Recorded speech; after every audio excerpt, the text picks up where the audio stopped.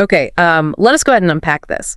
We are about to look at a figure who he essentially defines the concept of duality in sports. Oh, absolutely. You must have scratched that. It is more about duality in human nature itself. We are talking about someone who embodies the absolute extremes of genius and, well, let us just call it human complexity. It is a totally fascinating case study to look at.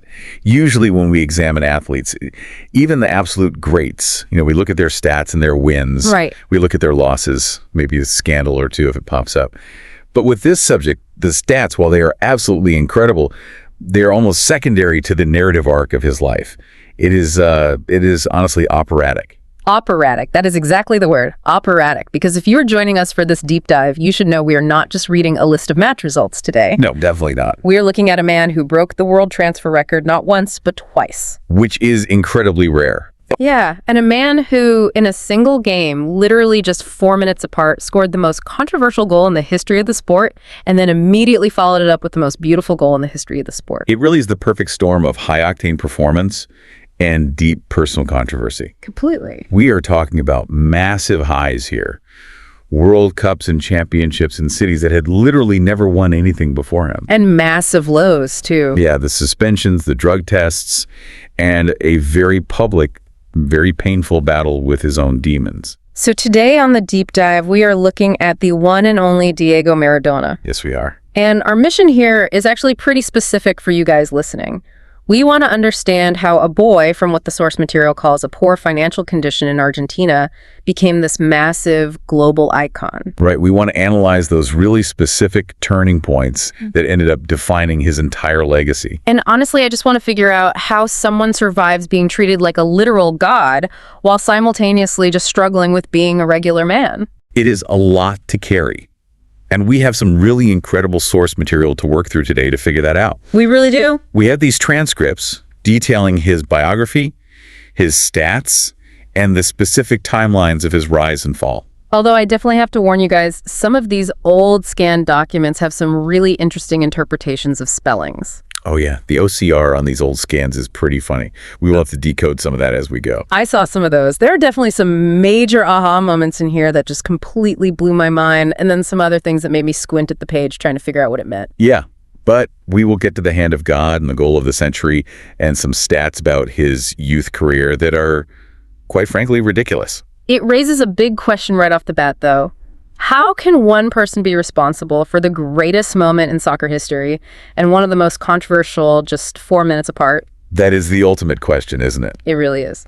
So let us just dive right in. Let us go back to the very beginning. Section 1, the boy from Lanús. Right. To really understand the man, you have to understand exactly where he came from. The source material places his birth on October 30th, 1960. In Lanús, Buenos Aires, Argentina. Yes. But Lanús sounds a bit clinical. The broader context here is a neighborhood called Villa Fiorito, right? Exactly. The source specifically notes the family suffered from the poor financial condition. A poor financial condition. Yeah, and that is a very polite, almost bureaucratic way of putting it. Villa Fiorito was effectively a shanty town. Right. We are talking about a home with no running water and dirt roads that turned into absolute mud pits whenever it rained. And a lot of people crowded into a very small space. We have the names of his parents right here in the text as well. Yes, we do. His father, Chitoro Diego Maradona, and his mother, Donna Toted Alma Salvador. And we should clarify those names real quick because that is one of those scanner errors we mentioned. Chitoro and Doña Tota. Oh, okay. Chitoro and Doña Tota. Got it. They were the absolute anchors of his life. And the source immediately connects this really harsh environment to his favorite pastime. It says he took to playing soccer from a very tender age. It is the classic sports narrative, isn't it? The literal hunger for success coming from actual physical hunger. I think we definitely need to be careful with that trope because it gets overused. But in this specific case, the geography really does dictate the destiny. How so? Well, in the sociology of South American sport, there is this concept of the potrero. The potrero. Yeah, the vacant lot, the dirt patch. That is where the magic happens.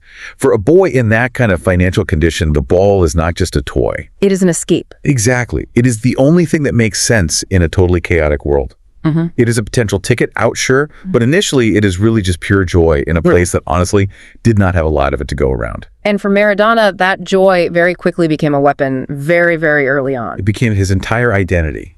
Okay, so this is where I actually need you to help me with the source text again. Sure, what is it? Because it says here, he joined a junior team called, and I am reading this exactly as it is printed, Los Cebolletas. Yeah, that is a fantastic OCR error in these documents. I was going to say, Los Cebolletas sounds like a rare mushroom you would forage for in the Himalayas. It really does. Yeah. But the actual team name was Los Cebollitas. Los Cebollitas, okay.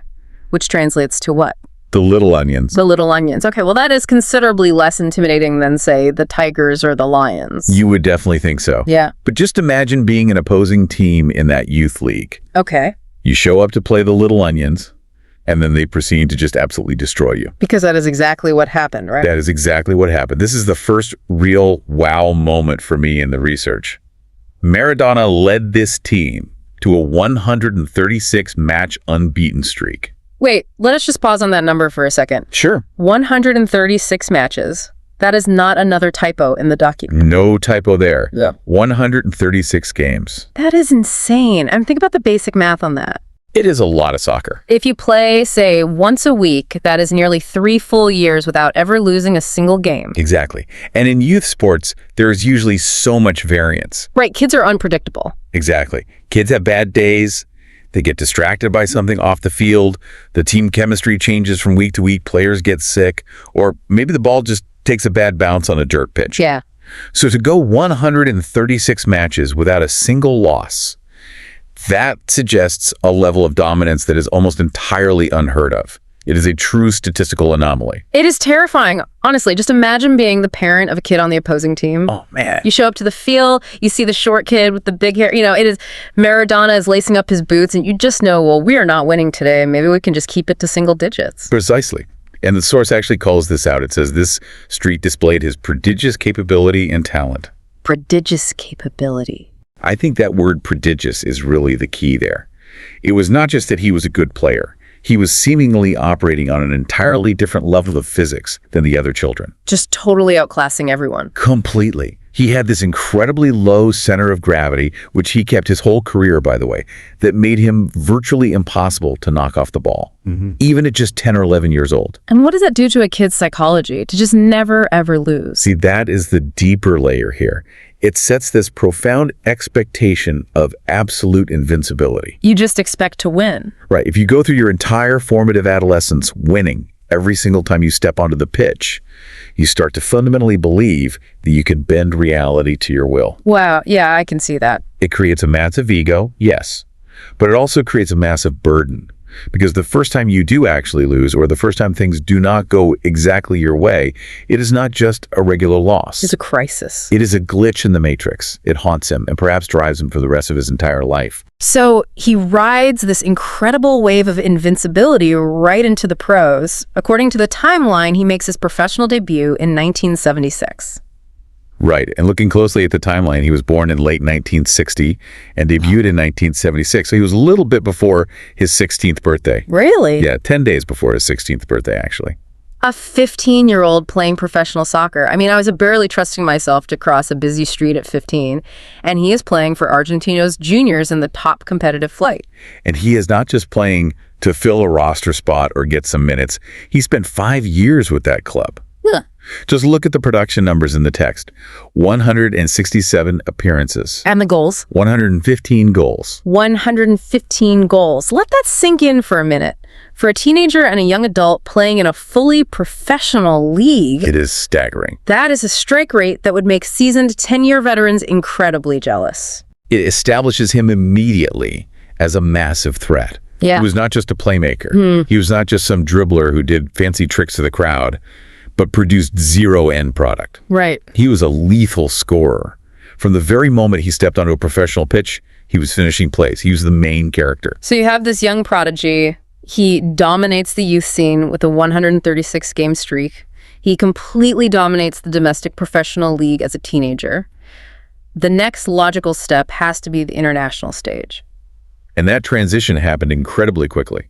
His proper international debut was February 27th, 1977 against Hungary. So he is still just 16 years old there. Incredible, right? And it's definitely worth noting he was actually cut from the 1978 World Cup squad. The one Argentina actually hosted and won, right? Yes, that one. The coach thought he was just a bit too young. And that absolute devastation of being left out really fueled his fire. Right. But he clearly did not stay down for long because his first senior international goal came a couple of years later on June 2nd, 1979 against Scotland. Yes, and Argentina won that match 3-1. But the real breakout, the defining moment where he really announced himself to the entire world, seems to be the 1979 FIFA Under-20 World Cup in Japan. Yes. This is exactly where he starts collecting serious hardware. He played for Argentina and helped the team completely win the tournament. But more importantly, he was the undisputed star of the tournament. And the source notes he took home the Golden Ball Award. He did. Which, for you guys listening who maybe do not follow the specific award structures closely, is given to the absolute best player of the entire tournament. Right, the MVP, basically. So at just 19 years old, he is officially recognized as the best youth player in the world. The trajectory is just pointing straight up. It is an absolute rocket ship at this point. Yeah. Everyone in the sport knows his name. Europe is watching closely. All the big money clubs are starting to circle. But then we hit a little bit of a speed bump in the narrative. The 1982 World Cup over in Spain. Right. The source notes that he played in the 1982 tournament, but the team was, quote, hosted from the tournament in the second round. Hosted. Again, I think the document scanner really struggled with that one. That should definitely be ousted, right? Definitely ousted. They were knocked out. And it was not just a simple loss. It was a pretty violent, messy exit. Maradona was actually sent off red, carded against Brazil for kicking a player in the stomach. Whoa! That is a rather large detail. The main summary kind of skimmed right over. It is a crucial detail, though. It really shows his immense frustration. He was being fouled, constantly targeted all game by defenders who simply could not stop him legally. So they tried to break him physically. Eventually, he just snapped. He did. It was a massive disappointment, a brief, stinging moment of failure. And I think that is deeply important for the overall narrative. Why is that? Because if he had just won every single thing, immediately we would not get to see his resilience. But he tasted real bitter defeat in 1982. However, that defeat clearly did not hurt his overall market value. Because right after that early loss, he makes a truly massive move. The Catalan chapter begins. He transfers to FC Barcelona in Spain. And the fee. A literal world record. $5 million. Now, when you hear $5 million today, in today's football money, seeing $5 million might not look like a lot. We constantly see players going for hundreds of millions now. But at that specific time... At that time, this was completely seismic. You have to understand the entire economy of football in the early 80s. $5 million was a GDP-shifting amount of money for any single club. It is a huge statement. And being the world record transfer automatically puts a massive target right on your back. It means the club, the local fans, the media, everyone expects you to be the absolute savior. They expect a miracle every time you lace up. They expect miracles every single time you touch the ball. So the big question is, did he actually deliver on that $5 million? Well, looking directly at the source, it is a really mixed bag of sheer brilliance and deep struggle. On one hand, he did win the Copa del Rey and the Spanish Super Cup. And his individual stats were still really good. The text says 38 goals in 58 games. That remains a very high strike rate. Technically, yes. If you just look at the raw spreadsheet, it absolutely looks like a success. Yeah. But the source explicitly mentions that throughout his entire tenure there, he, quote, suffered from ill health and injury.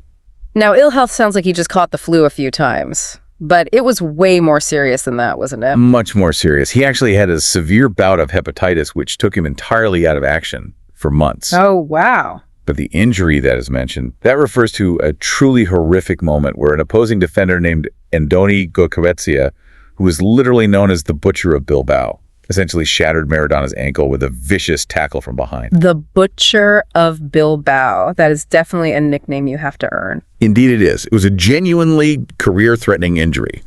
So we really have this intense juxtaposition starting to form around him. High performance versus fragility. Exactly. Extremely high performance when he is actually on the pitch, showing absolute brilliance, but also a very real physical fragility and a constant sense that he was being actively hunted by opponents. Plus, from what I understand, he never really quite fit in with the Barcelona aristocracy anyway. No, he did not. He was the wild street kid from the shanty town, and they were the highly polished Catalan elite. It was a massive culture clash from day one. So he is unhappy. He is physically battered, but he is somehow still the most talented player on the face of the earth. And perhaps all that friction is exactly what led to his next big move, because he did not stay in Barcelona forever. No, he definitely did not. He moved on to Italy. To Napoli. And here's the real kicker of this section. He transferred for yet another world record fee. 6.9 million this time. Just really think about that for a second. He broke the world transfer record twice in a row. It is wild. That basically universally confirms he was viewed as the single most valuable asset in the entire sport globally. Undeniably, you just do not pay a world record fee for a player you think is merely good. No, you do not. You pay it for a player who you genuinely believe will change the entire destiny of your club. And at Napoli, that is exactly what he ended up doing. But we really have to set the scene for Napoli first, because it was not at all like moving to Paris or London. No, absolutely not. Naples in the mid-'80s was effectively the poorest city in Italy. It was constantly looked down upon by the very wealthy north. Cities like Milan and Turin. Right, the industrial centers. Exactly. The northern fans would regularly chant incredibly terrible racist things at the Neapolitans, calling them cholera sufferers and literally telling them to go wash with fire. That is extremely heavy. So Maradona is not just joining a sports team here, he is joining an entire city that feels like a massive underdog. Exactly. And that cultural dynamic fit him perfectly. Right. Because he was the boy from Villa Fiorito. He deeply understood what it meant to be systematically looked down upon. He related to them. He did. He famously told the fans, "I want to become the idol of the poor children of Naples because they are exactly like I was in Buenos Aires." And he absolutely delivered on that bold promise. The source says he led the club to win Serie A Italian championships twice. Which, for a club like Napoli at that specific time, was a truly monumental achievement. They had literally never won it before in their history. It changes everything. He did not just win a shiny trophy. He completely toppled the massive giants of the north. He became an actual god in Naples. Not just a celebrity, a god. There are literal shrines to him built right into the streets to this day. But really, while his club career was soaring to these new heights, everything was quietly building toward one very specific summer. The tournament that would go on to define his entire existence. Mexico. 1986. The defining tournament. This is the absolute core of our deep dive. This really is the absolute core of the Maradona legend. He goes into the 1986 FIFA World Cup as the official captain of Argentina. Leading right from the front. But there is important context here, too, for the listener. Argentina had just lost the Falklands War, or the Malvinas War to the United Kingdom, just a few years prior to this. The wounds from that were still incredibly fresh. Very fresh. It was not just a football game anymore. For the Argentine people, there was this deep, profound sense of national humiliation that had not even begun to heal. Football was really the only arena where they felt they could fight back on a global stage.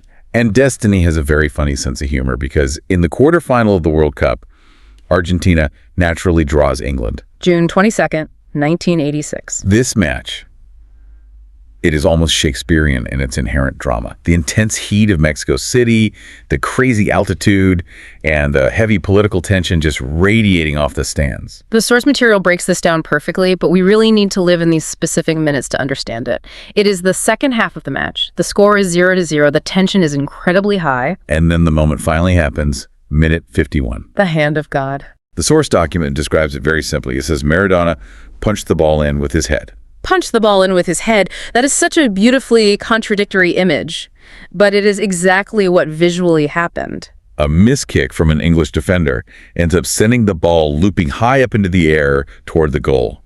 Maradona is already running full speed toward the net. And the English goalkeeper, Peter Shilton, who is much, much taller, comes rushing out to punch it away. Maradona instantly knows he cannot possibly reach it with his head.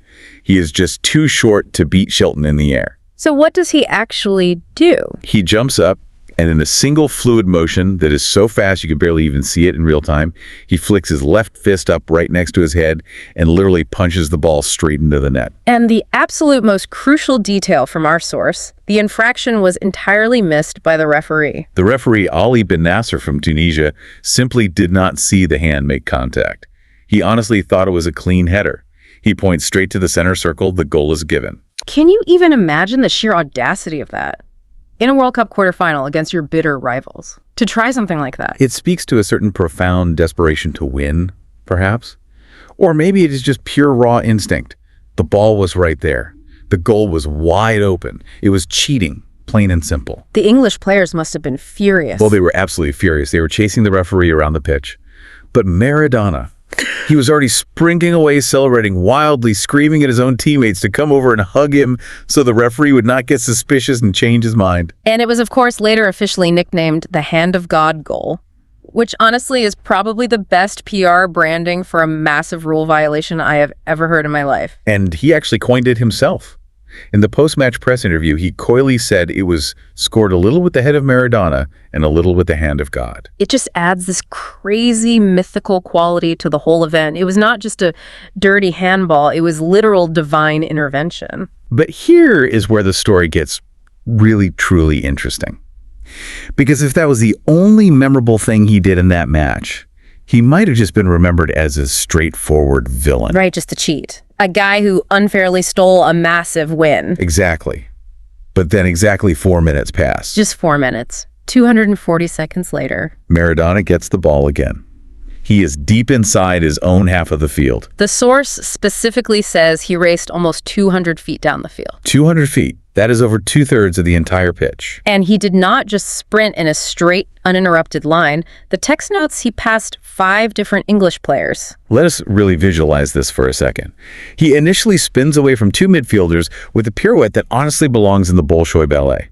Then he just accelerates. He takes on another defender. He completely feints past another. These are elite professional defenders, hard, tough men, and he just went straight through them like they were completely invisible ghosts. He enters the penalty box. Shilton, the goalie, comes rushing out again. And instead of just shooting the ball immediately, which anyone else would do, he calmly drags the ball wide, leaves the giant goalkeeper sliding on his backside, and casually slots it right into the empty net. To score what is now universally known as the goal of the century. The stark contrast is just unbelievable. It is widely considered arguably the greatest single individual sporting achievement of all time. It is stunning. In the short span of 4 minutes, he perfectly showed the 2 distinct sides of his complex character. The hand of God was the cunning, the devious rule-breaking, the pure street fighter mentality of the Potrero. And the goal of the century was pure, unadulterated artistic genius. Total athletic perfection. It is honestly like he told the world, okay, I clearly stole that first one, now watch me actually earn one. And earn it. He absolutely did. He did not just participate in that 86 tournament. He completely and utterly dominated it. The stats provided in the source tell the whole story. He won the Golden Ball Award again. And the production numbers. He scored 5 goals and made 5 assists. 5 goals and 5 assists in a single World Cup tournament is just absurd production. He was directly involved in over 70% of Argentina's total goals. He did not just play well, he practically dragged that entire team to the championship trophy by the scruff of their necks. So 1986 is without a doubt the peak. He is the absolute king of the world. He's won the World Cup. He is universally recognized as the best player on the planet. He is a national hero in Argentina and a literal deity in Italy. It is the highest high you can possibly imagine for an athlete, but unfortunately, gravity always wins eventually. And as with all great tragedies, and this story definitely does become a tragedy, the long descent eventually begins. Which brings us to section 4. The descent. It did not happen overnight, though, did it? No, it was a slow burn. He continued as the team captain for the 1990 World Cup in Italy. He actually somehow dragged a very mediocre and battered Argentina team all the way to the final again, playing practically the whole tournament on an ankle that was swollen to the size of a melon. That visual alone just haunts me. But they did end up losing that final, and the broader narrative really starts to shift quite drastically shortly after that. Yes, 1991. The first really big public suspension. The source states clearly he received a 15-month suspension from the sport. And the cause listed. Testing positive for using cocaine. This is a massive tectonic shift in his story. We went from talking about ill health at Barcelona, which sounds somewhat like bad luck, to a formal drug suspension at Napoli. And we have to be very clear here, this was not some performance-enhancing edge he was looking for. This was a severe lifestyle issue. It completely changes the public conversation. He was actually arrested back in Buenos Aires. The local police paraded him right in front of the flashing cameras. A 15-month hiatus for any athlete still in their prime, and he was about 30 or 31 at this specific point, is just devastating. You lose your match rhythm, you lose your elite fitness, and you lose your day-to-day connection to the game. And he lost his local protection in Naples, too. That is a huge point. In Naples, as long as he was actively winning games, the local authorities largely looked the other way regarding his known associations with the Camorra, the local mafia, and his wild nightlife. But once that stopped, once he openly wanted to leave the club, or once he just became far too much trouble, that invisible shield of protection evaporated overnight. he did try to make a real comeback, though. In 1992, he officially left Napoli and joined Sevilla over in Spain for a year. A very brief return. Yeah. He still had these fleeting moments of pure magic on the ball, but the explosive acceleration was clearly gone. He was visibly heavier and slower. And then came the final major blow, the 1994 World Cup, hosted in the USA. This was heavily marketed as his big redemption arc. He genuinely got fit. He lost a lot of the excess weight. He looked incredibly sharp in the first two group games. He even scored that amazing goal against Greece and ran straight to the sideline, camera eyes bulging, just screaming into the lens. It was so intense. But then, unfortunately, he was ousted again. Another failed drug test. Now, the source document right here has another one of those very funny typos. It actually specifies it as an ephedrine drug test. Yeah, ephedrine. That is definitely another transcription error from the scanner. It obviously refers to ephedrine. Okay, ephedrine. So how is that functionally different from the earlier cocaine issue? There is a huge difference, actually. Cocaine is purely a recreational drug. Ephedrine, on the other hand, is a potent stimulant often used for rapid weight loss or an energy boost. It is strictly classified as a performance-enhancing substance in the eyes of FIFA. Did he do it on purpose? Well, Maradona always vehemently claimed it was a total accident.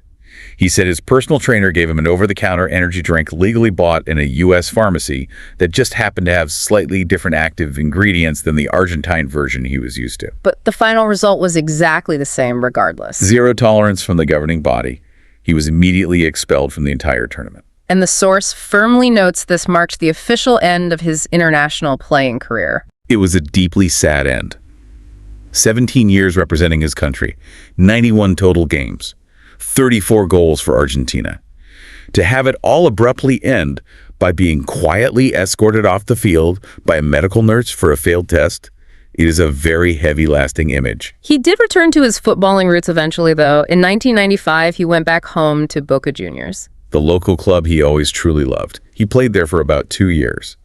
But it was essentially a long farewell tour, and finally in 1997, right on the eve of his birthday, he announced his official retirement from playing. So the spectacular playing days are finally over. But the larger story of Diego Maradona obviously does not just end the moment he takes off the boots. Not at all. In some weird ways, the legend just kept growing larger. The profound tragedy and the incredible glory just became completely inseparable. So let us talk a bit about his personal life and his lasting legacy, because the source gives us a pretty good glimpse into the deep complexity there too.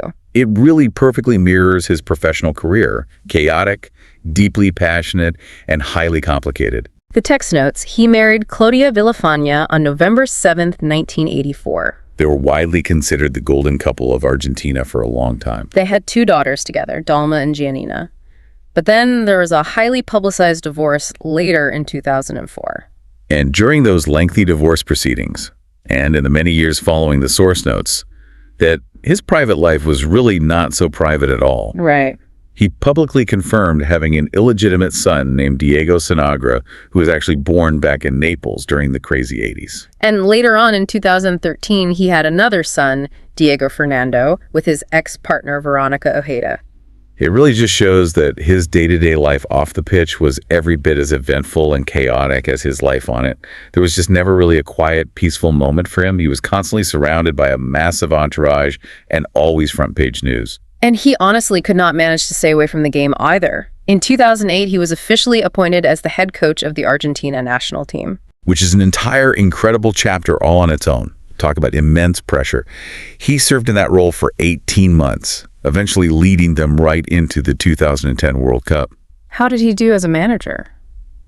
Well, he was incredibly passionate on the sidelines, kicking every ball, but he just was not the same tactical genius as a coach that he naturally was as a player. Yeah. They ended up going out in the quarterfinals. But I want to circle back to something from the text that I think really clearly defines how the general public actually sees him, the FIFA Player of the Century Award in the year 2000. Yes. This is a fascinating data point. This tells you pretty much everything you need to know about his true legacy. So FIFA officially decided to name a single player of the century to celebrate the new millennium, and they held a massive global vote.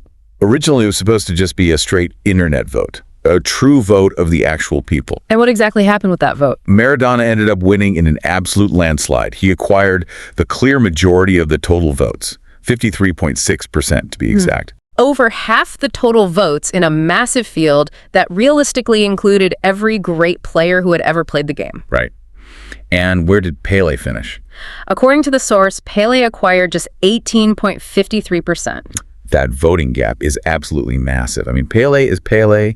He won 3 separate World Cups. He is widely considered the ultimate global ambassador of football. Why is there such a huge discrepancy in favor of Maradona? It raises a really important psychological question about what we actually value in our sporting heroes. Yeah. Pele was always the ultimate establishment figure. He was polished, he was safe, he was the perfect role model athlete. All right, he shook hands with presidents and dignitaries.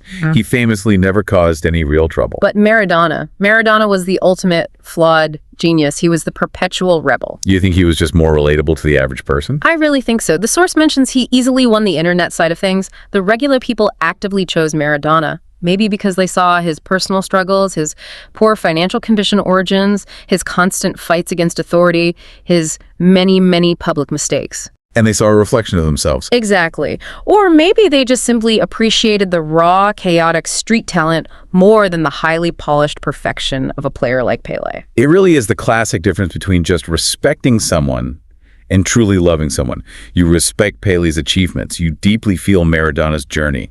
Precisely. And FIFA actually kind of panicked about the result because they frankly could not stomach just giving their most prestigious award to Maradona after all his messy drug scandals. What did they do? They abruptly invented a second parallel award, decided entirely by a grand jury of FIFA officials and magazine readers, which they safely awarded to Pele. So they ended up forcing them to share the overall title. Which is honestly just so perfectly poetic. Yeah. The rigid establishment picked Pele. The actual people picked Diego. It really does sum up his entire life story. And Maradona certainly had his own distinct philosophy on his massive success too. The source text actually ends with a direct quote from him. Yes, it says, "When people succeed, it is because of hard work. Luck has nothing to do with success." Luck has absolutely nothing to do with success. Do you actually buy that from him? It is a very strong definitive statement, especially coming directly from the exact same man who famously scored the hand of God. That is exactly what I am thinking. Was that specific moment not pure luck? The fact that the referee just happened to not see it, that the ball bounced just perfectly into his pass? Or was it intense preparation? Was it the hard work of always knowing exactly where the referee was positioned on the field? Was it the raw street smarts he honed back in Villa Fiorito, teaching him to instantly take any chance he gets? That is a very, very generous interpretation of cheating. Perhaps it is. But look back at the 136-game winning streak as a kid. Look at the grueling rehab training to recover from that shattered ankle in Barcelona when all the doctors said his career was finished. The constant comebacks from addiction and suspension. True. You simply do not accomplish all of that on blind luck alone. You can maybe get lucky once or twice in a career. You do not become the global player of the century purely on luck. That is a very fair point. He clearly worked incredibly hard behind the scenes. The ill health, the severe injuries he fought through an immense amount of physical pain just to be able to step on the field. Exactly. He regularly played with heavily swollen ankles, completely broken toes, chronic back pain. He gave absolutely everything he had to the game until the game simply had nothing left to take from him. So what does this all ultimately mean for us when we take a step back and look at the whole arc of the boy from Lannis? We see a life trajectory that is almost entirely literary in its scope. The initial rise from absolute crushing poverty, the prodigious natural talent that simply could not be contained, the consecutive double world record transfer fees that undeniably proved his worth. The absolute peak of the sporting mountain in Mexico in '86. And then the deeply tragic, slow, painful slide down due to his own relentless personal demons. He was the celebrated Golden Ball winner, and he was the disgraced man suspended for cocaine. He was the devious hand of God, and he was the breathtaking goal of the century. He was literally everything all at once, and he had to live it all entirely in the harsh public eye. And I think that is ultimately exactly why we are still talking about him today in this deep dive. Above all else, he was never, ever boring. Never boring. He always made you feel something visceral, whether it was righteous rage at his blatant cheating or pure absolute awe at his unearthly skill. You just could not ever ignore him. So here's a final thought for you listening at home to chew on. Maradona strongly claimed that luck had absolutely nothing to do with his success, but I want you to go online and look up that grainy footage of the 1986 England game. Seriously, go watch the Hand of God clip. Watch it closely. The referee is standing right there looking straight at the play, but somehow completely misses the punch. Was Maradona right? Was luck truly absent from that moment? It's hard to say. Or was Diego Maradona's absolute greatest skill actually his unique ability to instantly seize a fleeting moment of absolute blind luck and somehow forge it into permanent history? That is the enduring question. Thanks for diving deep with us today. We will catch you on the next one.